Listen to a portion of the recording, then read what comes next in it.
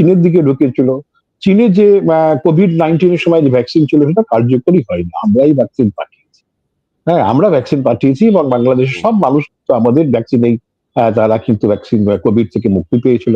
কিন্তু আপনি বললেন এই বাজেটেও দেখুন আমরা মানে যে ধরনের টাকা সব দেশকে, পাকিস্তানকে আমরা দিই না কেন সেখানে সম্পর্ক কিছু নেই, সব দেশকে, এবং মালদ্বীপ, ভুটান, নেপাল সবাই মানে অনেক টাকা, এবং বাংলাদেশকেও অনেকে ভেবেছিল বোধহয় আমরা বুঝি গত বছরের যে টাকা একই টাকা এবারে দিয়েছি, কোনো টাকা কমায়নি। সুতরাং এটা পরিষ্কার বলে দিচ্ছি যে আমরা টাকা দিচ্ছি তো শেখ হাসিনার জন্য নয়, আমরা টাকা দিচ্ছি বাংলাদেশের সাধারণ মানুষের জন্য, তারা যাতে তাদের যাতে উপকারে লাগে সেই জন্যই আমার দায়িত্ব আছে বলে মনে করছি। আমাদের সামর্থ্য বিশেষ কিছু নেই, আমরা সব হাজার হাজার কোটি ডলার তাদের দিতে পারি, কারণ আমাদের তো 140 কোটির দেশ। হ্যাঁ, 140 কোটির মানুষ আছে, আমাদের অভাব আছে। তার মধ্য থেকেও দেখুন এইটাই হচ্ছে, বুঝেছেন, মহাত্মা গান্ধী তার জন্মদিনে একজন মানুষ তাকে 1 টাকা না 5 টাকা নিয়ে এসেছে, তিনি সেটাই গ্রহণ করলেন, সে বলছে এটাই আমার সামর্থ্য। আমরা ভারতবর্ষ আমাদের যা সামর্থ্য আছে, 200 কোটি ডলার, অনেকে রেগে উঠছেন, আমি এটা অন্য কোথাও বলতে গিয়ে অনেকে দেখলাম বলে উঠলে হ্যাঁ বাংলাদেশকে দেওয়া হচ্ছে, আমাদের দেশে খেতে পারছে না। না, ঠিক এটাই হচ্ছে ভারতের মহত্ব। আমরা বুঝেছেন আমার চোখের সামনে দেখবো আমার প্রতিবেশীদের লোকেরা কষ্টে আছে, আমরা করতে পারি না, আমরা গুলিগোলা চালাতে পারি, আমাদের শক্তি অনেক বেশি, সে সবাই জানে। গুলিগোলা চালানোটা কোনো বীরত্বের প্রকাশ নয়, তাই না? আমার গুলিগোলা আছে, শক্তি আছে, তা সত্ত্বেও আমি তাদেরকে বলছি ভাই ধৈর্য ধরো, তোমরা করো, তোমরা বোঝার চেষ্টা করো। দেখুন যেটা আজকে যেটা আপনি ছবিগুলো দেখলেন, কিছুটা তো বোধগম্য হচ্ছে, তাই না? আমরা যদি বাংলাদেশের সঙ্গে গোলাগুলি চালাতাম, ভারত বিদ্বেষীতে এমন জায়গায় এসে যেত সাধারণ মানুষরা বোঝার সুযোগ পেত না। তারা এখন বুঝতে পারছে কি ভুল তারা করেছে, তাই না? 5ই আগস্টের যে দ্বিতীয় স্বাধীনতা যুদ্ধ সংগ্রাম, কি ধরনের ভুল, কি ধরনের ব্লান্ডার, তারা তো আজকে স্বীকার করছে। আমরা তো সেটাই চেয়েছিলাম, জয় তো আমাদেরই হোক, কিন্তু আমরা যেটা চাই এখানে কিন্তু এখনো সংখ্যালঘুদের উপরে, হিন্দু খ্রিস্টান এদের উপরে এখনো অত্যাচার চলছে। সরস্বতী পুজোর সময়ও মূর্তি ভাঙা হয়েছে, সরস্বতী পুজোর সময় কট্টরপন্থীরা মূর্তি ভেঙেছে, মণ্ডপ তছনছ করেছে। আর কি রকম চলছে একটু দেখাই আগে।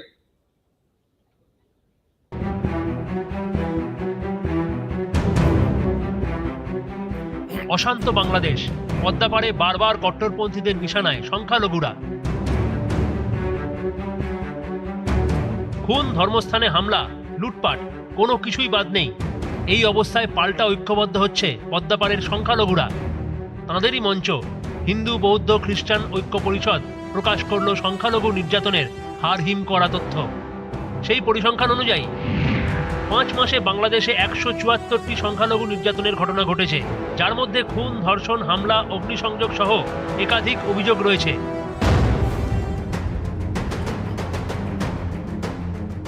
হিন্দু বৌদ্ধ খ্রিস্টান ঐক্য পরিষদের দেওয়া তথ্য বলছে 21শে আগস্ট থেকে 31শে ডিসেম্বরের মধ্যে পদ্মাপাড়ে 23 জন খুন হয়েছেন। নারী নির্যাতন, ধর্ষণ, গণধর্ষণের ঘটনা 9টি, ধর্মস্থানে হামলা, ভাঙচুর, লুটপাট এবং অগ্নিসংযোগের ঘটনা 64টি, বাড়িঘর, ব্যবসা প্রতিষ্ঠানে হামলা, লুটপাট এবং অগ্নিসংযোগের ঘটনা ঘটেছে 38টি, জোর করে বাড়িঘর, জমি ও ব্যবসা প্রতিষ্ঠান দখলের মতো ঘটনার সংখ্যা 25। গত অগাস্টে দেশ ছাড়েন শেখ হাসিনা, তারপর থেকেই অস্থির বাংলাদেশ। লাগাতার টার্গেট পদ্মাপাড়ের সংখ্যালঘুরা। গত নভেম্বরে পদ্মাপাড়ে গ্রেফতার করা হয় ইসকনের সন্ন্যাসীকে, তারপর থেকে সংখ্যালঘুদের ওপর নির্যাতন আরও বেড়ে গেছে বলে অভিযোগ। এরই মধ্যে সীমান্তে লাগাতার উস্কানি, সেই সঙ্গে হাস্যকর সব হুমকি। এরপরেই আন্তর্জাতিক স্তরে কোণঠাসা হতে শুরু করে ইউনিস সরকার। কদিন আগেই বাংলাদেশ পড়ে মার্কিন রোষে। ডোনাল্ড ট্রাম্পের নির্দেশে বাংলাদেশকে আর্থিক অনুদান দেওয়া বন্ধ করে দেয় আমেরিকা। এর জেরে বাংলাদেশের স্বাস্থ্য, শিক্ষা, খাদ্য নিরাপত্তা, পরিবেশ সহ নানা কাজ ধাক্কা খাবে। সেই রেশ কাটিয়ে উঠতে না উঠতেই ফের ধাক্কা। এবার বাংলাদেশকে উন্নয়ন সহায়তা বন্ধ করল সুইজারল্যান্ড। গত সপ্তাহেই সদল বলে সুইজারল্যান্ড ঘুরে আসেন বাংলাদেশের তদারকি সরকারের প্রধান মোহাম্মদ ইউনুস। 3 দিনের সফরে 47টি বৈঠক করেন। সপ্তাহ ঘুরতে না ঘুরতেই সুইজারল্যান্ড থেকে দুঃসংবাদ এলো পদ্মাপাড়ে। নিউজ 18 বাংলা। আমি দেবর্ষিদার কাছে আসবো। দেবর্ষিদা, এই মুহূর্তে একেবারে ঘেঁটে বলা যায় ইউনুস সরকার, কারণ আস্তে আস্তে দেখা যাচ্ছে এই ছাত্ররা সরব হচ্ছেন, যে ছাত্ররা আন্দোলন করেছিলেন। আচ্ছা, বিভিন্ন নেতা তারা পর্যন্ত মোহাম্মদ ইউনূসের বিরোধিতা করতে শুরু করেছেন। আওয়ামী লীগ এই মুহূর্তে অলরেডি কর্মসূচি শুরু করে দিয়েছে, যদিও তাদের বেশ কয়েকজনকে গ্রেফতার করা হয়েছে। দুর্বলতার কারণেই এই রকম চাপে পড়ছে কিনা ইউনূস সরকার? না দেখুন, শুধু দেশে নয়, দেশে বিদেশে দুটো মিলিয়ে ইউনিট সরকার এই কমাসেই যে অবস্থায় হয়ে রয়েছে, আপনার শব্দ ধার করে নিয়ে বলছি, ঘেটে ঘ হয়ে যাওয়ার অবস্থা। কারণ দেখুন, বিভিন্ন দেশ যারা সহায়তা করতো, তাদের আর্থিক যে সহায়তাগুলো আস্তে আস্তে বন্ধ হচ্ছে। দেশের মধ্যে এই প্রশ্নটা বারবার করে জেগে উঠছে যে তাহলে হাসিনাকে সরিয়ে আমাদের সরালাম কেন, সরিয়ে লাভটা কি হলো? আমরা যদি একটু ভালো না থাকতে পারি, আমাদের যে জীবন ধরনের মান, আমাদের অধিকার, আমাদের বেঁচে থাকা, এইগুলো সব যদি আগের থেকে একটু উত্তম গোত্রের না হতে পারে, তাহলে আমরা এত রক্ত দিলাম কেন, এত সরালাম কেন, এত এত অভ্যুত্থান প্রয়োজন বা কি ছিল? এই প্রশ্নটা কিন্তু বহুজনের প্রাণ গেছে, প্রাণ দিতে হয়েছে, বহু মানুষকে প্রাণ দিতে হয়েছে। এবং সেই সঙ্গে আন্তর্জাতিকভাবে বিভিন্ন দেশ তাদের সহায়তা বন্ধ করেছে। এবং যদি এইভাবে ইউনিট সরকার চালিয়ে যান, যদি গণতন্ত্র ফিরে না আসে, প্রকৃত গণতন্ত্র যদি ফিরে না আসে, মানুষের অধিকার যদি সুরক্ষিত না হয়, সংখ্যালঘু শুধু নয়, সংখ্যালঘু তো বটেই, প্রতিটি মানুষের অধিকার যদি সুরক্ষিত না হয়, এই যে সংখ্যালঘু যে আপনি পরিসংখ্যানটা দেখালেন, এই ঘটনাগুলোর পরিপ্রেক্ষিতে রাষ্ট্র কি ব্যবস্থা নিয়েছে?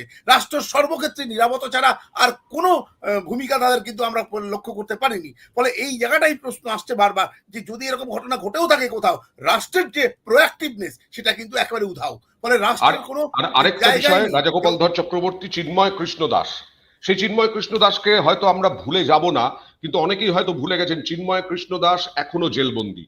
চিন্ময় কৃষ্ণ দাসকে জেলবন্দি করে রাখা হয়েছে। আমরা বারবার প্রশ্ন তুলেছি যে জঙ্গি, কয়েকশো জঙ্গি ছাড়া পেয়ে গেছে, ভারত বিদ্বেষী কয়েকশো ছাড়া পেয়ে গেছে, যারা আটঘাট বাঁধছে আবার নতুন করে ভারতে নাশকতা ঘটানোর। চিন্ময় কৃষ্ণ দাস এখনো কেন জেলে? আজকে হাইকোর্ট তলব করেছে 2 সপ্তাহের মধ্যে বাংলাদেশ সরকারের কাছে যে চিন্ময় কৃষ্ণ দাসকে জামিন দেওয়া হবে না কেন, জেলে রাখা হচ্ছে কেন চিন্ময় কৃষ্ণ দাসকে? বাংলাদেশ হাইকোর্ট কি বলবেন? হ্যাঁ দেখুন, চিন্ময় কৃষ্ণ দাস বা চন্দন ধর নামে যিনি পরিচিত, তিনি যেভাবে সেখানকার সংখ্যালঘুদের ঐক্যবদ্ধ করেছে, অসাধারণ দেশপ্রেমী উনি, ভারত প্রেমী নয়, বাংলাদেশ প্রেমী, অসাধারণ বাংলাদেশ প্রেমী, বাংলাদেশের সংবিধান, তার প্রতি তার রয়েছে, আস্থা রয়েছে, বাংলাদেশের পতাকার প্রতি তার আস্থা। কিন্তু একই সঙ্গে তিনি হচ্ছেন যে সংখ্যালঘুদের, বিশেষ করে সনাতনী হিন্দুদের, তাদের যে অধিকার সেটা উনি কিন্তু রক্ষা করতে চাইছেন। যে ব্যাপক মানুষের ভিড় মানে উনি নিয়েছেন, মানুষকে পথে আনতে পেরেছেন। আমি বলবো যেভাবে চৈতন্য মহাপ্রভু আজ থেকে 500 বছর আগে যেভাবে উন্মাদনা নিয়ে এসেছিলেন মানুষের মধ্যে, অনেকটা সেই ধাঁচের ইদানিং কালে সেই উন্মাদনা উনি নিয়ে এসেছিলেন রংপুরে, চট্টগ্রামে। এই যে এত সংখ্যক হিন্দুরা বা বৌদ্ধরা, তারা খুব খুব টাইপ, তারা নিজেদের ধর্ম পালন করে, হরিনাম কীর্তন করে তারা বেঁচে থাকতে, তারা ভারতবর্ষের কিছু বোঝেও না, জানে, তারা বাংলাদেশি জানে আর কিছুই জানে। তাদেরকে, তাদের উপর অত্যাচার করা, মারধর করা, এবং এই মানুষগুলোকে উনি সঙ্গে নিয়েছিলেন।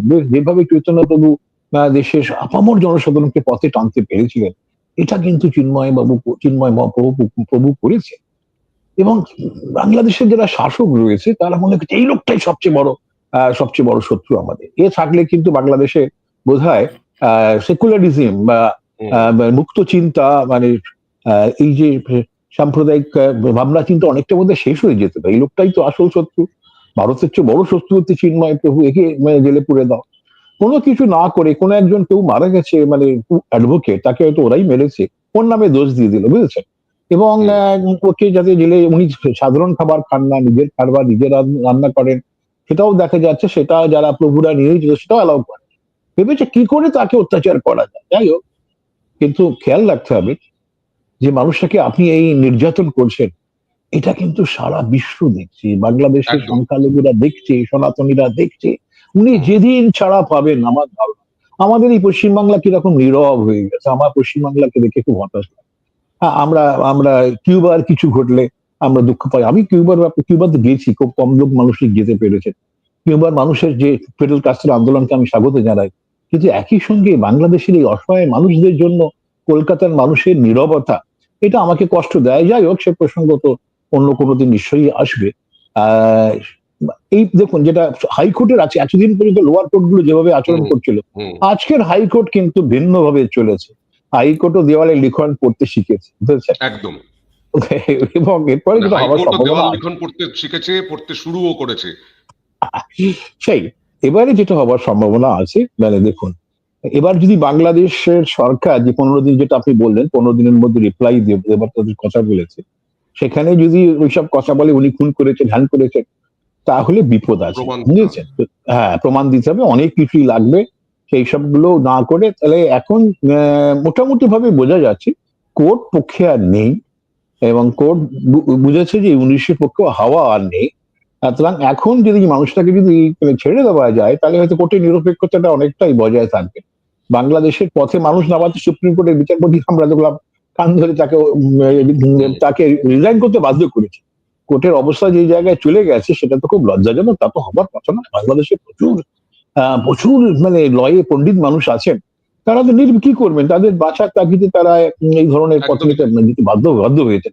তো যাই হোক, তো যদি চিন্ময় প্রভুকে মানে কোর্ট ছেড়ে দেয়, তাহলে হয়তো কিন্তু আন্তর্জাতিক মহলে বাংলাদেশ সম্বন্ধে যে ধরনের একটা ইমপ্রেশন তৈরি হয়েছে, সেটা থেকে কিছুটা হয়তো তার রেহাই পেতে পারে। আমি একটু তবে দেবশ্রীদের কাছে একদম শেষে যাব যে তাহলে কি মধুচন্দ্রিমা শেষ তো এই আন্দোলনকারী এবং ইউনুসের মধ্যে? ইউনুসের না, উচ্চাশা বোধহয় রাখতে পারবেন না। না, সেই অবস্থায় যাচ্ছে, কারণ কোনো প্রত্যাশাই যদি পূরণ না হয়, এমন